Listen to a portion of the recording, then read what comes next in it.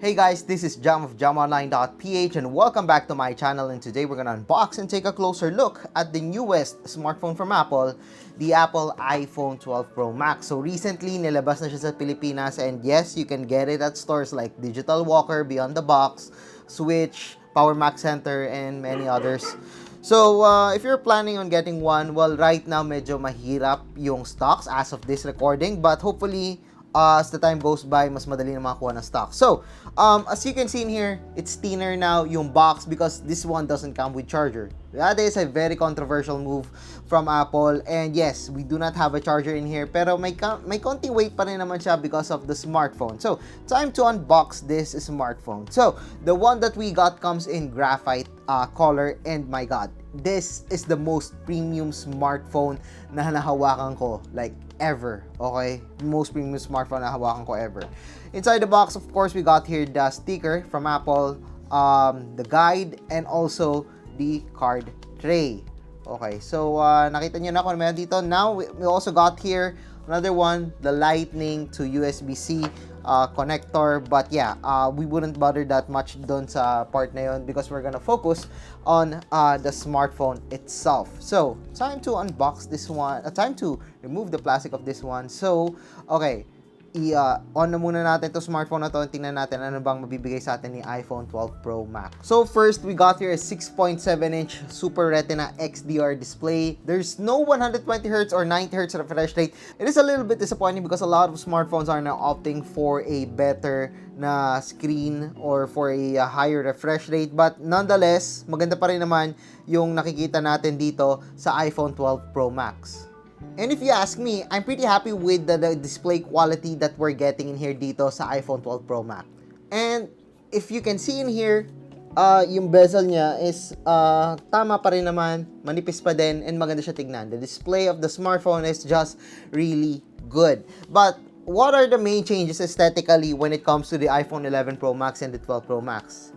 Here, the sides. So this time we got here flat side, similar to the iPhone 4S or the iPhone 5S or the iPhone 5 or the iPhone 4, but this time it's stainless steel, it's glossy, and my god, it's really premium. I like what we're getting in here. It's very solid and sarap niya hawakan. Okay, ang sarap niya hawakan na alam mong sobrang premium ng iPhone 12 Pro Max. I'm not sure if there are any smartphones that comes with this type of build quality. Sobrang premium niya hawakan. I like the build and the materials that they use in here dito sa 12 Pro Max. Sa ilalim, of course, we got here the lightning connector along with the speaker grill, and sa likod, we got here the matte glass back. And I actually like the matte glass back kasi nga less fingerprints yung napapansin natin dito, unlike the glossy glass back. I'm actually using this one. My main smartphone is actually a Samsung Galaxy Z Fold 2, and similar sila. Okay, it's a matte glass or mist glass sa likod. So, nakikita nyo yung reflection, hindi siya ganun ka-glossy sa lights kasi nga, well, hindi siya glossy. So, what we're getting in here dito sa iPhone 12 Pro Max is premium and functional na hindi siya masyadong naka-attract ng fingerprints. Okay, so when it comes to the display, again, okay siya, okay sa likod, front and back of the smartphone does look pretty good.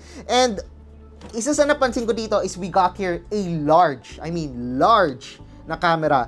So we got here the triple lens camera in here along with the LiDAR sensor for better AR, for better object detection and scanning. And I'm actually surprised sa ang laki ng camera module natin dito. But this also means that the smartphone does have a really good camera kasi nga we got here a better sensor on the Pro Max compared to the Pro, and the quality is just damn good dito as expected. Unfortunately, hindi ko mapakita sa inyo kasi nga I am not the user of this phone. This is just a short hands-on ng iPhone 12 Pro Max. But yeah, it's a really interesting smartphone. It's really premium. And for some people who are telling me na masyadong mahal ang iPhone 12 Pro Max, well, this is an iPhone. It's very expensive talaga.